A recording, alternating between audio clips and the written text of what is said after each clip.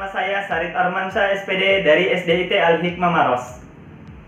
Selama masa pandemi ini, kami tetap melakukan proses pembelajaran dengan menggunakan beberapa aplikasi, diantaranya adalah grup WhatsApp dan aplikasi Google Meet. Assalamualaikum warahmatullahi wabarakatuh.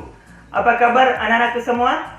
Alhamdulillah. Setelah mengisi daftar hadir pada hari ini yang sudah Bapak bagikan di grup WhatsApp, kita akan melanjutkan pembelajaran kita. Namun terlebih dahulu, mari kita buka pembelajaran kita hari ini dengan mengucapkan Bismillahirrahmanirrahim.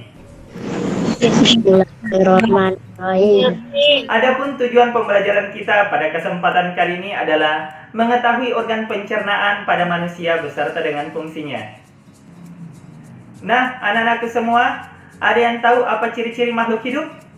Silakan. Makan. Nah, betul sekali. Salah satu di antaranya adalah makan. Makhluk hidup memerlukan makanan untuk tumbuh dan berkembang. Dalam proses mengolah makanan tersebutlah kita mengenal sistem pencernaan. Sistem pencernaan adalah sistem yang membantu dalam mencerna makanan yang dikonsumsi sehingga mudah dicerna oleh tubuh yang berguna untuk menghasilkan energi bagi seluruh anggota tubuh.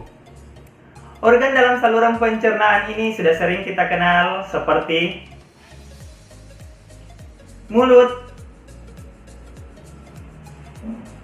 kerongkongan, lambung, usus halus, usus besar, dan yang terakhir adalah anus. Kita akan membahas satu persatu dari organ pencernaan pada manusia ini. Dimulai dari yang pertama adalah mulut. Mulut berfungsi untuk mengunyah makanan menjadi lebih halus.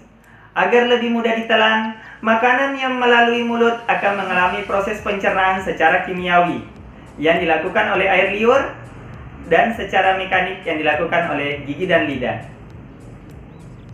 Organ yang kedua adalah kerongkongan. Kerongkongan adalah organ yang berperan dalam mengantarkan makanan yang sudah ditelan untuk melalui proses selanjutnya ke dalam lambung. Gerakan kerongkongan yang berkontraksi untuk mendorong makanan ke lambung disebut dengan gerak peristaltik. Organ yang ketiga adalah lambung atau petrikulus. Lambung atau petrikulus mempunyai bentuk seperti kantong yang menggelembung dan berada pada bagian kiri perut. Lambung mempunyai 3 fungsi utama. Pertama adalah tempat menyimpan makanan sementara sebelum disalurkan ke organ selanjutnya. Yang kedua, mencegah dan mengaduk makanan dengan mekanisme gerak peristaltik. Yang ketiga, mencerna dan menghancurkan makanan dengan bantuan enzim di dalam lambung. Pencernaan yang keempat adalah usus halus. Usus halus berbentuk tabung tipis yang panjangnya kurang lebih 6-7 meter pada manusia dewasa.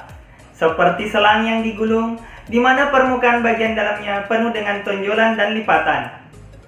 Terdapat 3 bagian utama dari usus halus, yaitu duodenum atau usus 12 jari, jejunum atau usus kosong, dan yang ketiga adalah ileum atau usus penyerapan.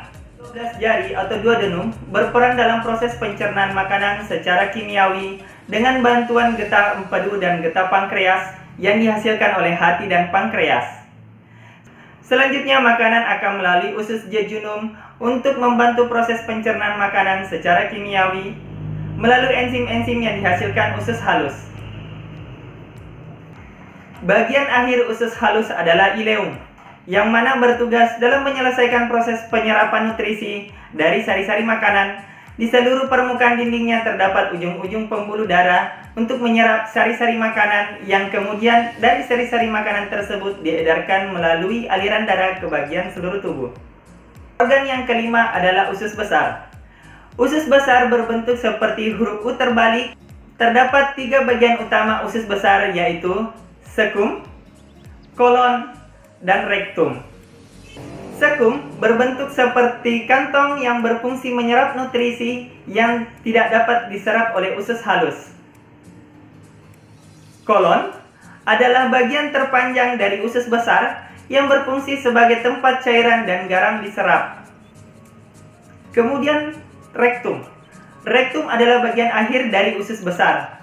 Rektum terhubung langsung ke anus sehingga bagian ini berfungsi untuk tempat menyimpan tinja sebelum dikeluarkan oleh anus. Organ yang terakhir adalah anus. Anus adalah bagian akhir dari saluran pencernaan dan berfungsi sebagai lubang keluarnya sisa hasil pencernaan, yaitu feses atau tinja.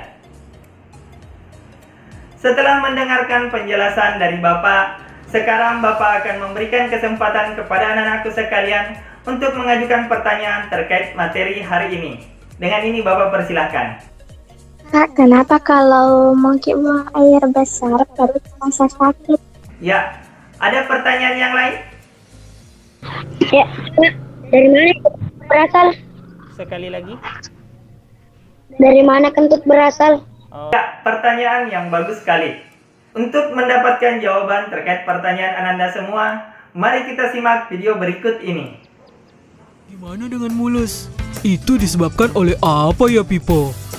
Organ terakhir yang bernama rektum adalah ujung muara dari usus besar yang berfungsi sebagai tempat penyimpanan feses sementara. Ketika rektum terisi penuh dengan feses, maka saraf akan mengirimkan respon kotak yang menimbulkan rasa ingin buang air besar. Angin itu terjadi karena manusia harus melepaskan gas dalam tubuhnya. Contohnya, saat Anda sedang makan bakso, tidak hanya bakso dan kuahnya yang Anda makan, tetapi angin yang berada di sekitarnya ikut masuk dalam tubuh Anda. Kemudian, saat bakso masuk ke dalam usus untuk diolah menjadi nutrisi, mikroba bersama tubuh kita menghasilkan senyawa bernama gas hidrogen sulfida. Gas hidrogen sulfida ini memiliki bau seperti telur busuk karena faktanya ia banyak mengandung belerang, sebuah senyawa berbau tidak enak yang sering kita temui di wilayah pegunungan. Kemudian, gas tersebut mencari jalan keluar ke bawah, bukan ke atas karena terdorong oleh gerak peristaltik usus, meluncur dengan kecepatan tinggi dan menggesek dinding anus sehingga muncullah bunyi. Sebuah fenomena yang kita sebut sebagai kentut.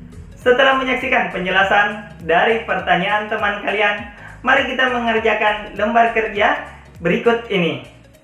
Untuk lebih jelasnya, Ananda bisa melakukan pause pada video berikut ini.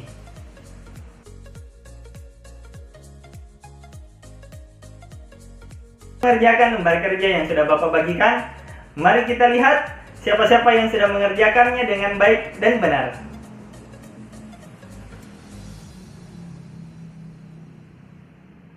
Bapak mengucapkan terima kasih banyak karena telah mengerjakan tugas dengan baik. Sebagai kesimpulan pada pembelajaran hari ini, Bapak akan memberikan kesempatan kepada Ananda Isya untuk menyampaikan kesimpulannya kepada teman-temannya. Dengan ini Bapak persilakan. Assalamualaikum, di video kali ini saya akan menjelaskan tentang sistem pencernaan manusia. Organ pencernaan manusia terdiri dari mulut, kerongkongan, lambung, usus halus, usus besar, dan anus. Proses pencernaan makanan dimulai sejak makanan masuk ke dalam mulut. Di dalam mulut, makanan dihancurkan sehingga mudah ditelan ke dalam perut. Fungsi kerongkongan memindahkan makanan dari mulut ke lambung. Kerongkongan dapat melakukan gerakan peristaltik, yaitu gerakan meremas untuk mendorong makanan sedikit demi sedikit ke dalam lambung. Lambung. Di dalam lambung, makanan dicerna menjadi bentuk sederhana dengan bantuan enzim. Usus halus. Di dalam usus halus terjadi proses penyerapan sari-sari makanan. Usus halus terdiri atas 3 bagian, yaitu usus 12 jari, usus kosong, dan usus penyerapan. Usus besar. Usus besar akan menyerap air dan sebagian makanan yang tidak dicerna atau tidak dapat diserap oleh pembuluh darah. Di dalam usus besar terjadi pembusukan sisa makanan yang dibantu oleh bakteri coli. Anus. Sisa makanan yang sudah masuk dikeluarkan melalui anus dalam bentuk feses atau... Sekian pembelajaran kita pada kesempatan kali ini. Bapak Guru berpesan agar tetap giat belajar di rumah selama masa pandemi ini. Rajin cuci tangan, tetap menjaga jarak ketika harus keluar rumah, dan jangan lupa gunakan masker. Sekian dan sampai berjumpa kembali. Assalamualaikum warahmatullahi wabarakatuh.